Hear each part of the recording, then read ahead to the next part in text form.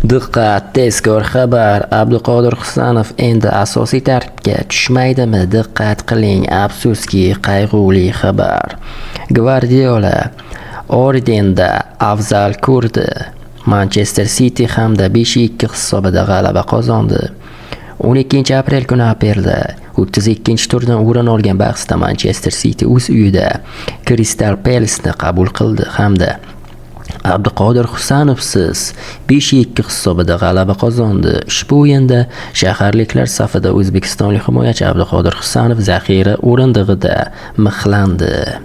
Uchrashuvning 8-daqiqasida mehmonlar Vengri gol urdi hamda Manchester City baribir yirik hisobga g'alaba qozondi.